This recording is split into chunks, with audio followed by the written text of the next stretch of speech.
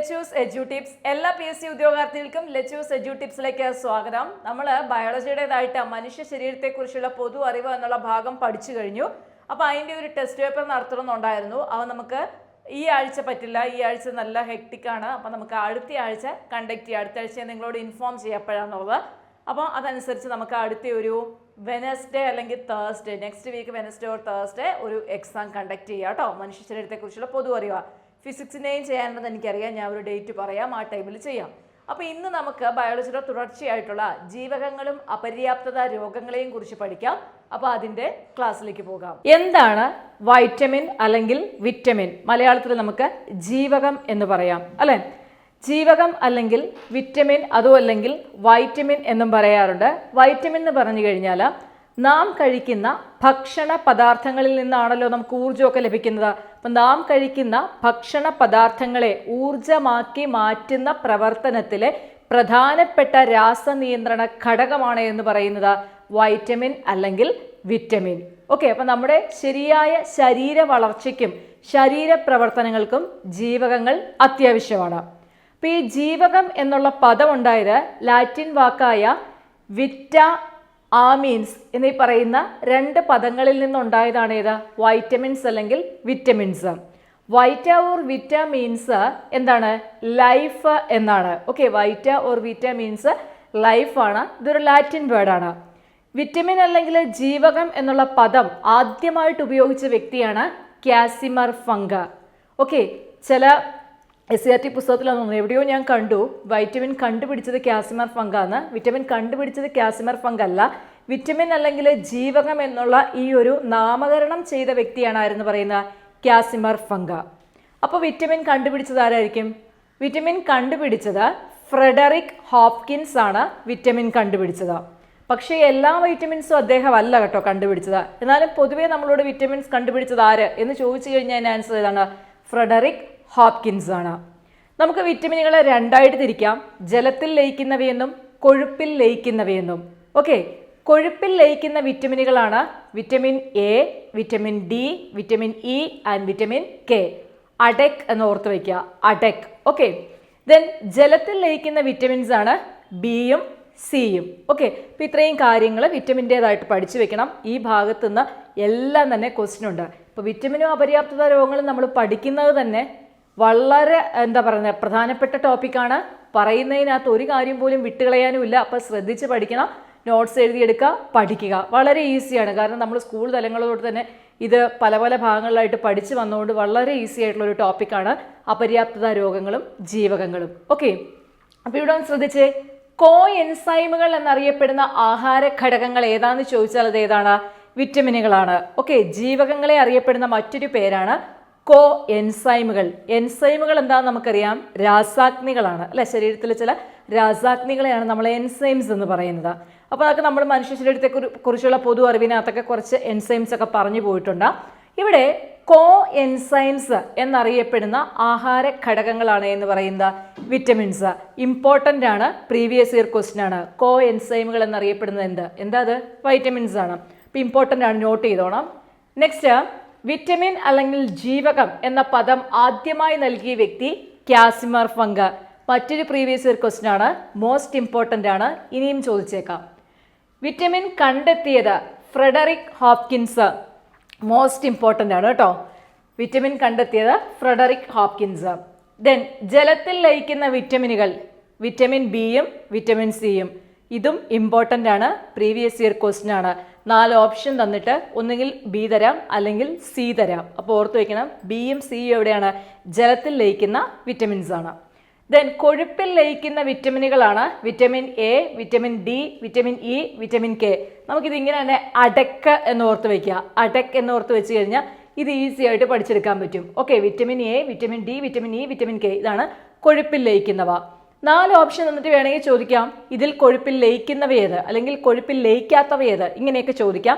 So ഇത് വൃത്തിയായിട്ട് പഠിച്ചു വെക്കണം. ഈ എഴുതിയിരിക്കുന്ന പോയിന്റ്സിനകത്ത് ഒന്നും കളയാനില്ല, മുഴുവനും നമുക്ക് ആവശ്യമാണ്. ഇനി നമ്മൾ അറിഞ്ഞിരിക്കേണ്ട ഓരോ കാര്യമാണ് ഓരോ വിറ്റമിൻ്റെയും രാസനാമങ്ങൾ. ഫോർ എക്സാമ്പിൾ നമ്മളോട് ചോദിക്കാം വിറ്റമിൻ B1 അറിയപ്പെടുന്നത്, അല്ലെങ്കിൽ നമ്മളോട് ചോദിക്കുകയാണ് തയാമിൻ എന്നറിയപ്പെടുന്ന വിറ്റമിൻ ഏത്, ഇങ്ങനെ അങ്ങോട്ടും ഇങ്ങോട്ടും മാറി മറിച്ചുമൊക്കെ ചോദിക്കാം. സോ വിറ്റമിൻ്റെ രാസനാമം നിങ്ങൾ ബൈഹാർട്ട് ചെയ്തേ പറ്റുള്ളൂ, കാരണം ഇത് ചോദിക്കുന്ന ഒരു ഭാഗമാണ്. ഓക്കെ, ഞാൻ പറഞ്ഞു ആദ്യം തന്നെ ഈ ഭാഗത്ത് നിന്ന് പഠിക്കുന്ന കാര്യങ്ങളിൽ ഒന്നും തന്നെ നമുക്ക് വിട്ടുകളയാനായിട്ടില്ല. അപ്പോൾ നമുക്ക് ഈ വിറ്റമിൻ്റെ രാസനാമങ്ങളൊന്ന് പഠിച്ചെടുക്കാം. ഓക്കെ, അപ്പോൾ ഞാൻ ആദ്യം പറഞ്ഞു എത്ര വിറ്റമിൻ പറഞ്ഞു? ബിയും സിയും ജലത്തിൽ ലയിക്കുന്നവയുണ്ട്. പിന്നെ നമ്മൾ ADEK അടക്കെന്ന് പറയുന്ന കൊഴുപ്പിൽ ലയിക്കുന്നവയാണ്. ഇനി വിറ്റമിൻ ബി എന്ന് പറയുന്നത് ഒരു കൂട്ടം വിറ്റമിനുകളാണ്, ബി കോംപ്ലക്സ് എന്നാണ് പറയുന്നത് അല്ലെ. 8 എണ്ണം അതിനകത്ത് വരുന്നുണ്ട്. സോ നമുക്ക് ഇതെല്ലാത്തിൻ്റെയും രാസനാമം അറിഞ്ഞു വെക്കണം. അപ്പൊ വിറ്റമിൻ എയുടെ രാസനാമമാണ് എന്ത്?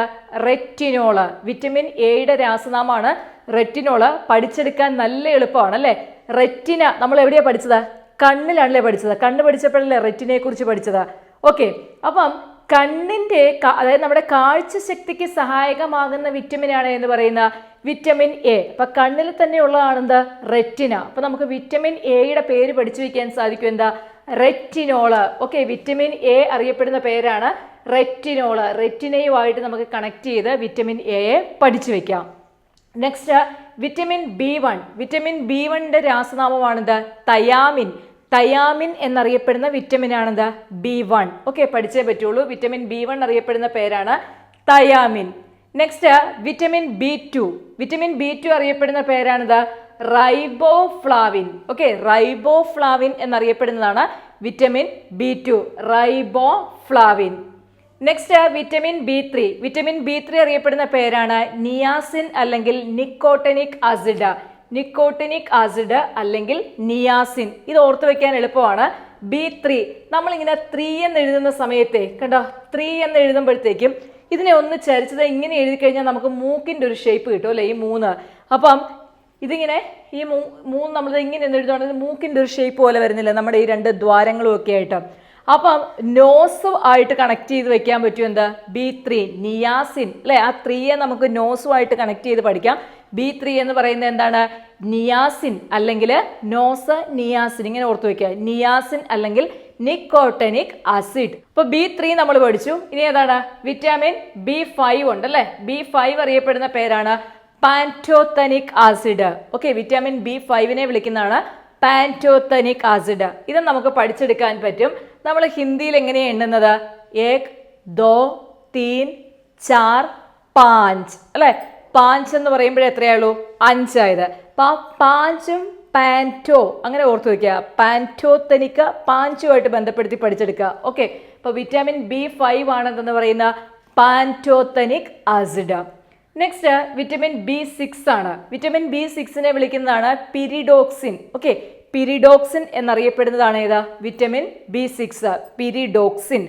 Next vitamin B7.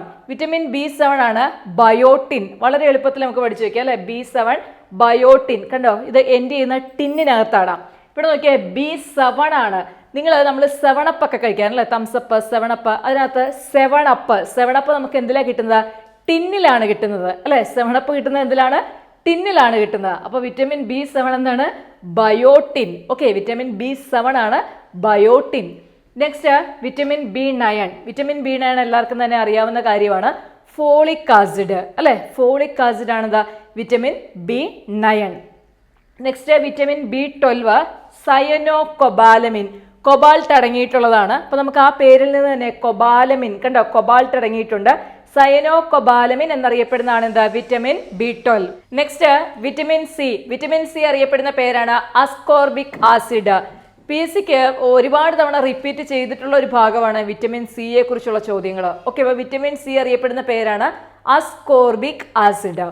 Then vitamin D. Vitamin D അറിയപ്പെടുന്ന പേരാണ് കാൽസിഫെറോൾ. ഓക്കെ, കാൽസിഫെറോൾ എന്നറിയപ്പെടുന്നതാണ് വിറ്റമിൻ ഡി. പിന്നെ നമുക്ക് പഠിക്കാനുള്ള വിറ്റമിൻ ഇ ആണ്. ടോക്കോഫെറോൾ എന്നാണ് എന്ത്? വിറ്റമിൻ ഇ അറിയപ്പെടുന്നത് tocopherol. Then vitamin K phylloquinone. അത് ഓർത്ത് വയ്ക്കാം. വിറ്റമിൻ കെ ആണ്, ഫില്ലോക്വിനോൺ ആണ്. ചില കാര്യങ്ങളൊന്നും നമ്മൾ ഞാൻ ബൈഹാർട്ട് ചെയ്യാൻ ആദ്യം പറഞ്ഞു, എങ്കിൽ പോലും നമുക്ക് ബൈഹാർട്ട് ചെയ്തിട്ടില്ലെങ്കിലും നമുക്ക് ആൻസർ ചെയ്യാൻ പറ്റണം. അപ്പോൾ നമ്മൾ വിറ്റമിൻ കെ പഠിക്കുമ്പോഴത്തേക്കും എന്താ? ഫില്ലോക്വിനോൺ. ഇവിടെ ഒരു കെ നമുക്ക് കിട്ടി. അപ്പോൾ നമ്മൾ മനസ്സിലാക്കിയത് എന്താണ്? വിറ്റമിൻ കെ ആണ്. അപ്പോൾ ഇതുപോലത്തെ സൂത്ര വഴിയിലൂടെയും കൂടി പഠിച്ചെടുക്കുന്നത് എപ്പോഴും നല്ലതായിരിക്കും. പ്രത്യേകിച്ച് സയൻസ്, കുറേ പേർക്കൊക്കെ സയൻസ് ഭയങ്കര ടഫായിട്ട് പറയാറുണ്ട്. ഓക്കെ, ചിലരൊക്കെ 10ാം ക്ലാസ്സോട് കൂടി സയൻസ് നിർത്തിയിട്ട് അതിനോട് ടാറ്റ ബൈ ബൈ ഒക്കെ പറഞ്ഞ് വേറെ സബ്ജക്റ്റ് പഠിച്ചവരായിരിക്കും.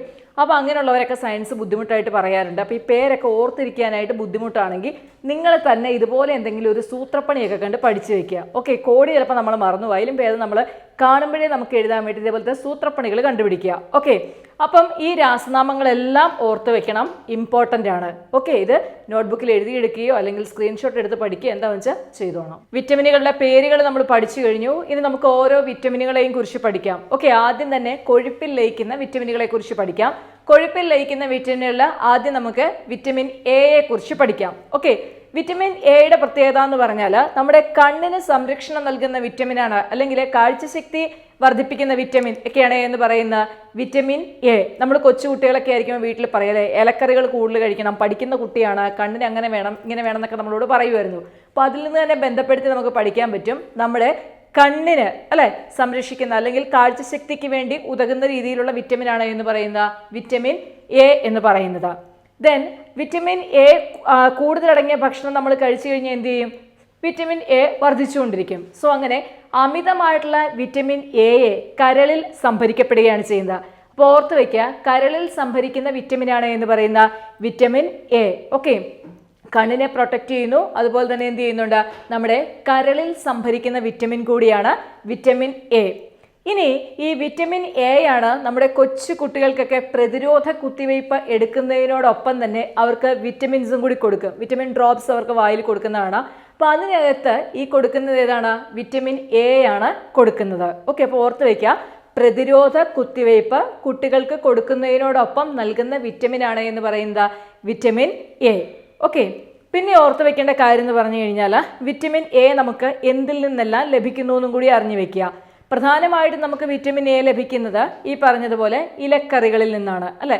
അതായത് നമ്മുടെ മുരിങ്ങയില, ചീര എന്നൊക്കെ പറയുന്ന നമ്മുടെ ഇലക്കറികളിൽ നിന്നും, അതുപോലെ തന്നെ പാൽ, മുട്ട ഇവയിൽ നിന്നുമൊക്കെ നമുക്ക് എന്ത് ലഭിക്കുന്നുണ്ട്? ക്യാരറ്റ്, ഇതിൽ നിന്നും എല്ലാം നമുക്ക് ലഭിക്കുന്ന ഏതാണ്? വിറ്റമിൻ എ ആണ്. ഓക്കെ, അപ്പോൾ ഇലക്കറികൾ, ക്യാരറ്റ്, പാൽ, മുട്ട എന്നിവയൊക്കെ എന്താണ്? Vitamin A. വിറ്റമിൻ എയുടെ റിച്ച് സോഴ്സ് ആണ്. ഓക്കെ, വിറ്റമിൻ എ അടങ്ങിയിട്ടുള്ള ആഹാര പദാർത്ഥങ്ങളാണ്. അപ്പോൾ ക്യാരറ്റിൻ്റെ നിറം നമുക്കറിയാം. ക്യാരറ്റിൻ്റെ നിറം എന്താണ്? ഓറഞ്ച് നിറമാണ് അല്ലേ. ക്യാരറ്റിന് ഓറഞ്ച് നിറം നൽകുന്ന വർണ്ണവസ്തുവാണ് ഇത് കരോട്ടിൻ. ഓക്കെ, ഇതൊക്കെ PSC ചോദിക്കാറുള്ളതാണ് കേട്ടോ.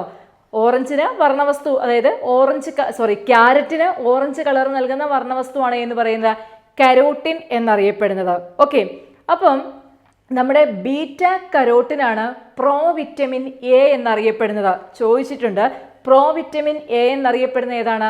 ബീറ്റ കരോട്ടിനാണ്. അപ്പോൾ അത് ഇതുമായിട്ട് ബന്ധപ്പെടുത്തി ഒന്ന് ഓർത്ത് വെച്ചിരിക്കുക. ഓക്കെ, അപ്പോൾ ഇത്രയും കാര്യങ്ങളൊക്കെയാണ് നമുക്ക് പ്രധാനമായിട്ടും വിറ്റമിൻ എയെ കുറിച്ച് പഠിക്കാനുള്ളത്. പിന്നെ വിറ്റമിൻ എയുടെ അപര്യാപ്തത മൂലം രോഗം ഉണ്ടാകുന്ന എപ്പോഴും എന്തിനായിരിക്കും? കണ്ണിനാണെന്ന് ഓർത്ത് വയ്ക്കുക. ഓക്കെ, അപ്പോൾ വിറ്റമിൻ എയുടെ അപര്യാപ്തത മൂലം ഉണ്ടാകുന്ന രോഗമാണ് ഏതാ? നിശാന്തത. അപ്പോൾ ഇവിടെ നമുക്ക് വേറൊരു കാര്യം പഠിക്കാമല്ലോ.